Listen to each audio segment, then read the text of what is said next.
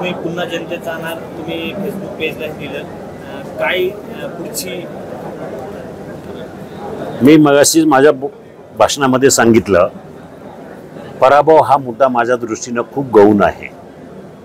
जनतेमध्ये जाणं, जनतेची कामं करणं हा माझा पिंड आहे. गेले 20 वर्ष तुम्ही पाहताय आणि विशेष करून गेले 5 वर्ष काही नसताना जनतेमध्ये राहिलो, जनतेची कामं केली, त्यामध्ये समाधान आहे आणि मी हे करत राहणार आहे. हे काय कुठल्या निवडणुकीसाठी, कुठल्या पदासाठी, कशासाठी नाही, तर एक जी गेले 20 वर्ष करत राहिलो ते ह्यापुढेही करत राहणार आहे. आता तुम्ही कोपरे मांडवेचं एक उदाहरण दिलं,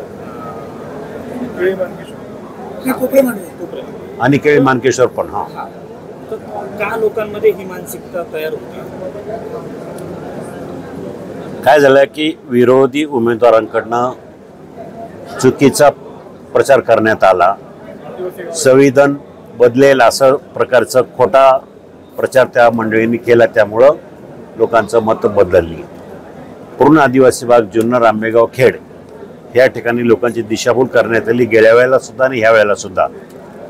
त्यामुळे लोकांची मानसिकता बदलली. आता लोकसभा संपली, विधानसभा, जिल्हा परिषद या तुमच्या दोन्ही मित्रांवरती मोठी जबाबदारी आहे. कशी दिशा राहील पुढची? शिरूर लोकसभा मतदारसंघामध्ये जे मतदारसंघ राष्ट्रवादी काँग्रेस पक्षाच्या वाट्याला येईल त्या ठिकाणी मी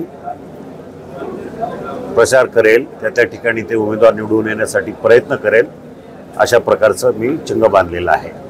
निवडणुकीमध्ये पराभवाची कारणं आपण पाहिलेली आहात. पुढच्या निवडणुकीमध्ये त्यात सुधारणा केली जाईल, त्यामुळे प्रामुख्याने तुमची जबाबदारी महत्त्वाची राहणार आहे. ठीक आहे ना, हा एक धडा आम्हाला शिकायला मिळालेला आहे की काय झालं, कसं झालं, त्या ज्या चुका झाल्या असतील त्या पुढच्या काळामध्ये सुधारल्या जातील.